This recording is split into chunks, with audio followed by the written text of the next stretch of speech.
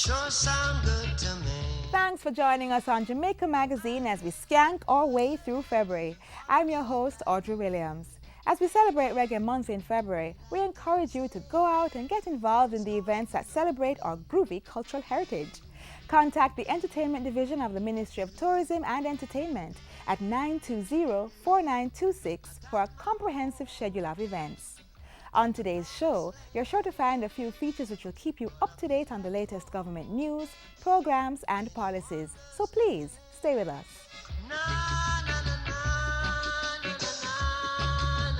And though the road is rocky, sure feels good to me. One love, one heart. Let's get together and feel alright. One love, one heart.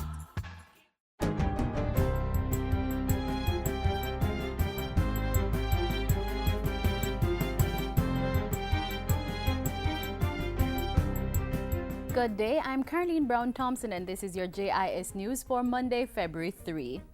Persons have already started to register for the new Government of Jamaica health card. The card can be used to access health services in the public sector, including pharmaceuticals.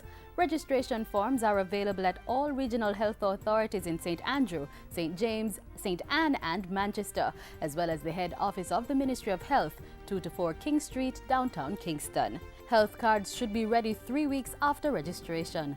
Portfolio Minister Dr. Fenton Ferguson said those individuals who already have a card from the National Health Fund, NHF, do not need to apply for a GOJ health card. The GOJ health card is being implemented at a cost of $85 million and will better allow patients using public hospitals to have free access to medications on the vital, essential and necessary drugs list.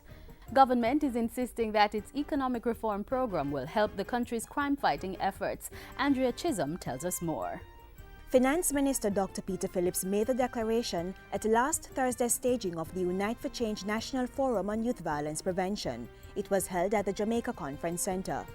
There is no doubt that when we succeed in transforming our economic fortunes, this will enable more young people to find gainful employment, and that in and of itself will make a tremendous contribution to strengthening the values and the habits and the behaviors that make for positive, upstanding citizens.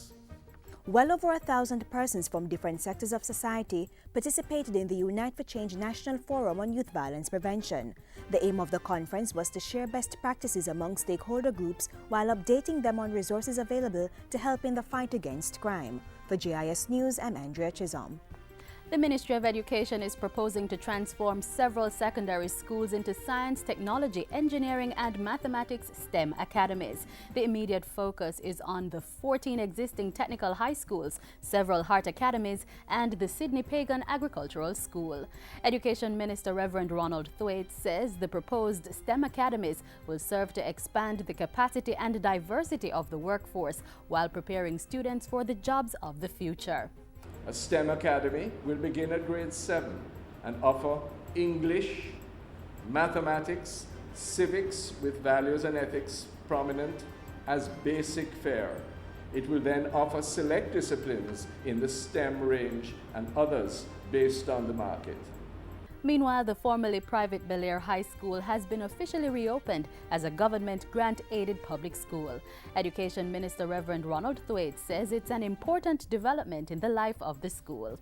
An excellent private institution, crafted and forged over time to serve a particular group of persons, has now transitioned and will transition further into a full-fledged public and private partnership where the investment of the past of time, talent, and treasure becomes fused with national resources and endeavor to offer full quality secondary education.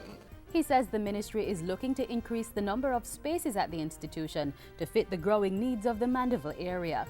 Enrollment at the school currently stands at approximately 400 students. The Office of Disaster Preparedness and Emergency Management, ODPEM, is to roll out a comprehensive school safety program shortly. The agency's Acting Director General, Richard Thompson, says while the program will take into account school emergency plans, its major focus will be ensuring the safety of school buildings. Looking at schools, looking at places of worship, every building that will have a lot of persons at any one time sitting in those buildings, we want to do an assessment of those buildings to ensure structural integrity and also ensure that they're actually safe and sound for people to be in if there should be an earthquake. Mr. Thompson says ODPEM is also working with partners to ensure that seismic research across the island is conducted smoothly. Residents of the farming community of Cedar Valley in St. Thomas are now more climate change resilient. Tamara McHale explains. The residents have been equipped with the information and tools to combat the effects of natural disasters on their livelihood. This is as a result of the just completed 3-year climate change adaptation and disaster risk management project. It included the distribution of 165 black tanks for rainwater harvesting, hazard mapping, and vulnerability assessment, and workshops to educate and inform citizens. The activities that were undertaken are too numerous for me to mention, but I especially want to commend the partners on recognizing the value of rainwater harvesting and water conservation and building them into the deliverables of this project. The 3-year project was undertaken by the Environmental Health Fund and the United States Agency for International Development, with the help of other government agencies and non-governmental organizations. For JIS News, I'm Tamara McHale. After 50 years of planning, the Blue and John Crow Mountains are soon to be listed on the World Heritage Site list. Minister of Youth and Culture Lisa Hanna says following Jamaica's recent selection as a member of UNESCO's World Heritage Committee, a revised proposal is being submitted for the country's highest mountain to be included on the revered list. The Ministry of Youth and Culture is pleased to sit on that list because apart from submitting the dossier this week to Paris, to list the world as a World Heritage Site, the Blue and John Crow Mountains, we're working with the Ministry of Tourism as well to make sure that reggae music is listed as the indigenous music to Jamaica and our people. Minister Hanna was speaking at the recent launch of Reggae Month. It's being celebrated all this month under the theme, The Journey Continues. The Tourism Product Development Company, TPDCO, is working with the Jamaica National Heritage Trust to develop the Lover's Leap attraction. The trust is thinking of marketing the South Coast-based attraction as an eco-heritage tourism site following the recent discovery of a 200-year-old trail at the location. We're trying to date it to get the time of how long that trail is there. What we have found so far is that the trail is part of our history, that persons from this part, they used to send the produce out, the sugar and other produce. Minister McNeil made the statements while touring South Coast sites that may have potential for development as tourist attractions. Youth and Culture Minister Lisa Hanna is urging parents of youngsters in state care to be more involved in their children's lives. We would like to work with you in any way that we can so that you can reasonably care for your children. If you want them to really be living with you. I'd also like to implore parents who have dropped their children off at our children's homes and have left them and telling them that you would come back to see them, that you do in fact make a visit every once in a while until you get on your feet or until we can help you to get on your feet, because your children miss you. They want to be with you. The minister was speaking during a recent Jamaica Adoption Program press conference. And finally, the island's National Training Agency has introduced 3 new courses to satisfy the skills demand in some critical areas. Jamaicans interested in working in the fields of allied health and geriatric care, digital animation, and call contact center can now get their training from the Garmex Heart Academy. Courses run between 10 and 12 months and are available during the week and on the weekends. The new courses complement others offered at the Marcus Garvey Drive-based institution, including fashion design, interior decorating, information technology, and music. For more information, visit the Heart Trust NTA's website or call 923-570027. And that's it for JIS News Today. I'm Caroline Brown-Thompson. Thanks for watching.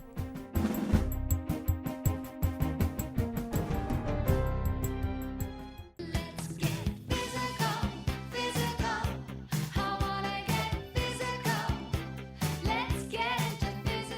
Did you know regular physical activity controls your weight, reduces your risk of cardiovascular diseases, reduces your risk for type 2 diabetes and metabolic syndrome, reduces your risk of some cancers, strengthens your bones and muscles, and increases your chance of living longer? Get active, get fit, stay healthy.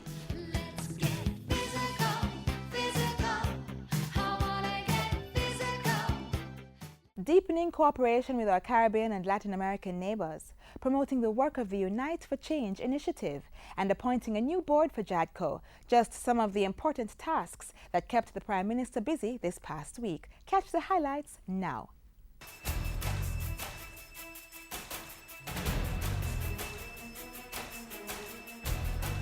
Prime Minister Simpson Miller urges regional leaders to unite to tackle common challenges. Rural development gets priority attention, and a new board of commissioners for JADCO.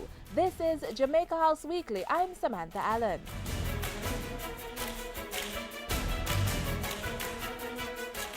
Jamaica has signed the historic Havana Declaration, pledging to make the region a zone of peace by promising to resolve disputes amicably and not to intervene in other countries' internal affairs. The agreement was signed following the conclusion of Prime Minister Portia Simpson Miller's participation in the second summit of the Community of Latin American and Caribbean States, CELAC. Mrs. Simpson Miller was on a 4-day official visit to Cuba, attending the summit and holding bilateral talks with the country's President Raul Castro. In signing the Havana Declaration, CELAC's 33 member states recognize the inalienable right of every state to choose its political, economic, social and cultural system. Speaking at the plenary session of the summit, Prime Minister Portia Simpson Miller challenged regional leaders to prioritize hunger, poverty and other issues affecting the region. We have the collective wisdom and strength to overcome poverty, hunger and inequality. We should not underestimate the full potential of our region. CELAC represents a market of 600 million people. We have a combined GDP of almost US 6 trillion, which offers opportunities for each of our countries in trade, investment, and other areas. Mrs. Simpson Miller also focused on intra-regional trade, sustainable development and climate change. Climate change is here and we face it now. It poses clear and present danger to our continued development and threatens to erode our hard-won socio-economic gains. The second CELAC summit was held under the theme, The Struggle Against Hunger, Poverty and the Inequalities in Latin America and the Caribbean. During the Prime Minister's engagement in Cuba, she met with President Raul Castro and had discussions on a range of bilateral, regional and international issues.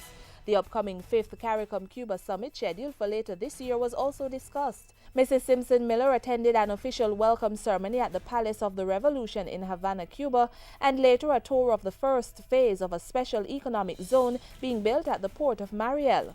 Prime Minister Simpson Miller left Cuba assured that the long-standing bonds of brotherhood and friendship shared with that nation was intact, and that the future relationship of the CELAC countries was promising.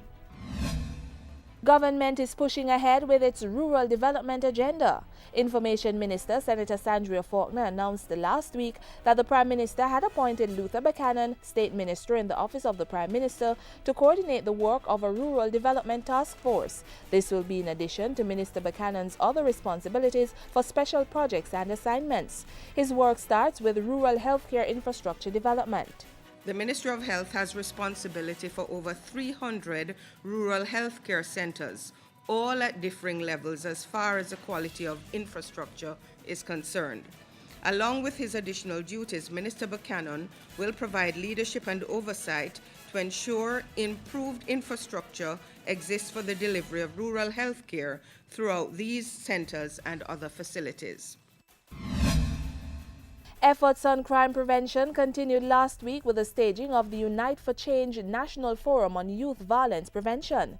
In a video message, Prime Minister Portia Simpson Miller called on Jamaicans to work towards a more peaceful society, where we talk it out rather than fight it out. Let us envision and work toward a Jamaica that is inclusive, a Jamaica where we build bridges, not walls. Meanwhile, the work of the National Partnership Council continued recently with a meeting to review the island's crime reduction strategies. Minister of National Security Peter Bunting addressed the council, which pledged their support for a collaborative approach to crime fighting. The United Nations Population Fund has recognized Jamaica's program to reintegrate teen mothers into the education system as a model for countries grappling with teen pregnancy. Reacting to the acknowledgement, Minister of Information, Senator Sandria Faulkner, praised the important work done by the Women's Center Foundation through its Adolescent Mothers program. And following the UNFPA's endorsement, Minister Faulkner visited the Women's Center Foundation with Venezuela's ambassador to the island, Jacqueline Mendoza Ortega. And a new board of governors has been named for the Jamaica Anti-Doping Commission, JADCO. The 12-member board is chaired by businessman R. Danny Williams. The board will serve for 3 years, ending December 2016. And that's it for this week's edition of Jamaica House Weekly. Join us again next week for the latest news and updates from the Office of the Prime Minister.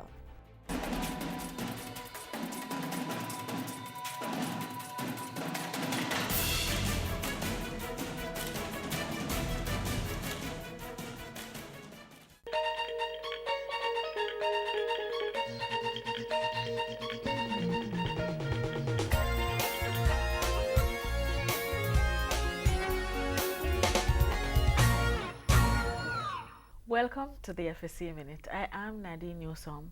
Today we explore anti-money laundering and its implications for the FSC regulated sectors. And joining me is Laurice Edwards-Brown, Director of Investigations and Enforcement at the FSC. Welcome to the FSC Minute, Laurice. Thank you, Nadine. What is money laundering? The goal of most criminal activity is to generate a profit. So in order to enjoy these ill-gotten gains, criminals often seek to disguise the source of these funds. So the process by which the criminals seek to put these ill-gotten gains into legitimate source of business or into investments is what is called money laundering. And what role does the FSC play as it relates to anti-money laundering laws? The FSC is mandated by Section 62F of the Financial Services Commission Act to put into place measures to reduce the possibility of its regulated sectors, that is the pension sector, the insurance industry, or the securities industry, from being involved in any activity or in any offense relating to money laundering. The FSC seeks to implement such measures to reduce or to mitigate the risk concerning money laundering or financing of terrorism. And when these risks are identified, these measures will seek to alleviate the risks. Does the FSC provide specific instructions to institutions regarding the procedures to put in place for anti-money laundering compliance? No, the FSC does not. The FSC is a gatekeeper for the industry, and what we seek to do is to get the industry to work to find out what is it that they need to do to implement measures that can safeguard their own entities from being used into using schemes for money laundering activities. Thank you, Laurice. My guest today was Laurice Edwards-Brown, Director of Investigations and Enforcement at the FSC. For the FSC Minute, I am Nadine Newsom.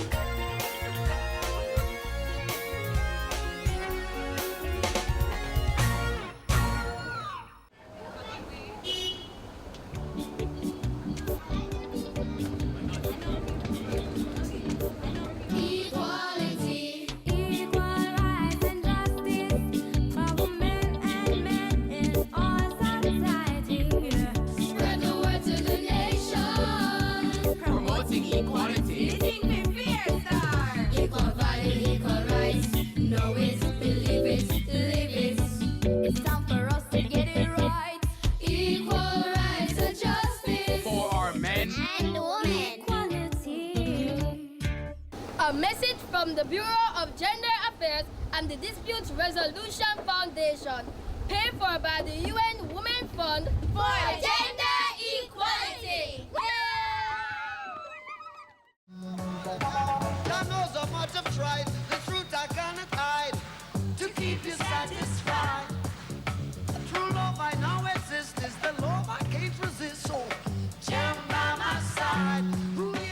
Up next, the work of one of our beloved cultural icons, from the mouths of babes. Brother Nancy is the king of our imagination.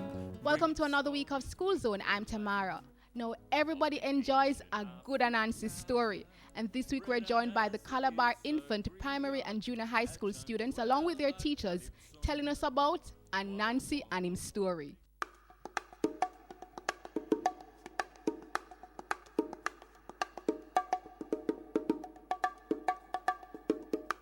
Anansi and him story by Louise Bennett.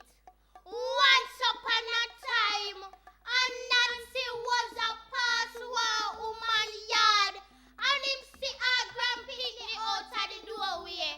I read one storybook, and Nancy go sit outside at the picnic and start looking at the book too. The picnic turn over one leaf, and Nancy see one big picture. I push pause off in the book, and Nancy get out. Bless me eyesight, Cobra rat, turn over leaf picnic y'all. For if push a rat in a book, me mush in there too. But all it turn the picnic turn, and all it look and Nancy look, him never see himself. And Nancy get in a temper and take what say, he must put himself in a storybook. All that time, Puss and Rat was good friend, and them always a play the devil in a people house with thief. And Nancy make up his mind to put a spokes to them wheel. So one day, him a pass by one playground and see Puss and Rat out there a play a game. When the game done, and Nancy walk home with Puss and say, "Talk, Rat push, is all in a place so nice with Rat and no eat him. You no know say Rat is nice meat. Here Puss with him crave self. Meow. True better Nancy, and Nancy say, true yes, next time when you meet up, you catch him and taste him so she. Who stank and Nancy and lick him up go warm. And Nancy make the rat yard. Hear him to rat. Red rat, me got bad news for you. Little wise me the pass push yard. Me hear push mama that tell him say that anytime me meet up with rat, him fi catch rat and eat rat for rat and nice meat. Rat start take himself from push and push start make on for rat. And it's what them mind so they for one another, that them never got time for teeth. One day, one old man said to Anansi, "Nancy, me hear said that is you make Puss and Rat fall out, and me have to thank you." And Nancy said, "Is me yes, the two of them push off in a storybook, and me can't go in there." John Nancy, that shouldn't worry you. Me will put you in a storybook. And Nancy say, "How comes?" The old man say, "Me and all the other old man them, what you help with Puss and Rat, go and tell your story to we grand picnic them at night time, and them won't forget it." And Nancy say, "So every night, me will come remember you something about myself fi talk." So every night, when the old man them, I put them grand picnic to bed, and Nancy them on the wall or the ceiling, fi make them remember fi tell him story. When them sleepy, and Nancy tie up them face with him rope and wake them up. Them tell them picnic and Nancy story. The picnic tell somebody, that somebody tell and tell. So tell me and all that tell a Nancy story. Is a Nancy make it? Jack Mandora. We not choose none. hope you enjoyed that performance. Tune in next week for another exciting edition of School Zone. Greater Nancy is the king of our imagination.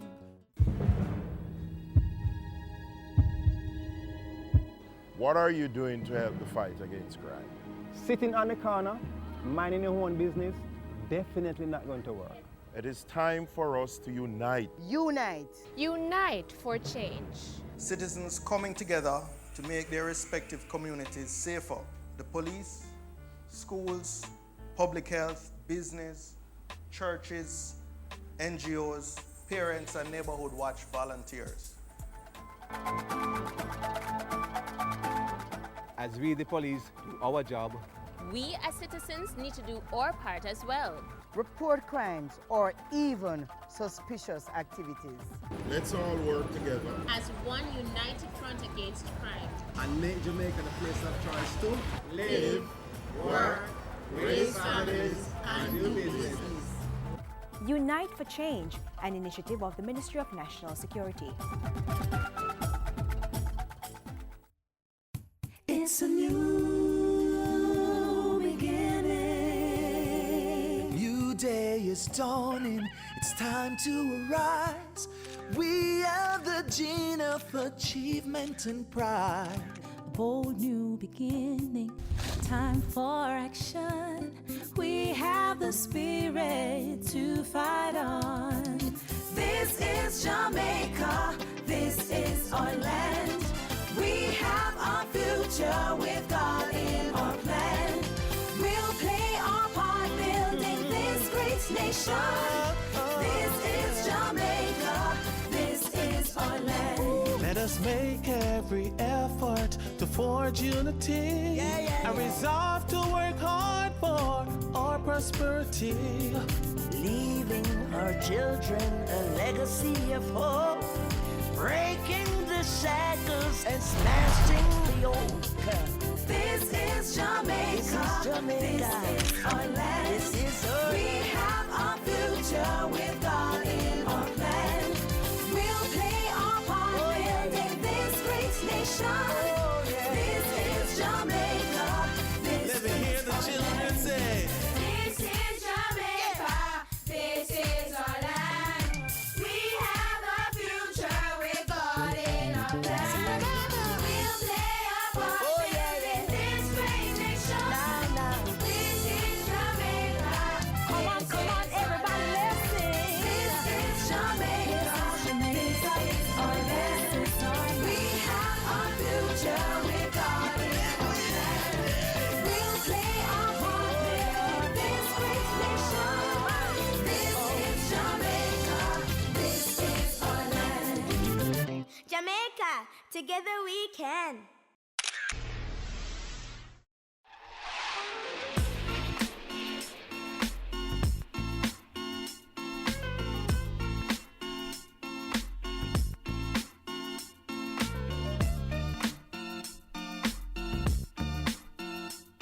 And that's where we leave you on today's edition of Jamaica Magazine. Missed past episodes or you just want an update on a specific government function? Visit our website, gis.gov.jm. If social media is more your speed, we maintain a strong presence on Twitter, Facebook, and YouTube. On behalf of the entire team here at the JIS, I'm Audrey Williams, wishing you a rocking reggae month.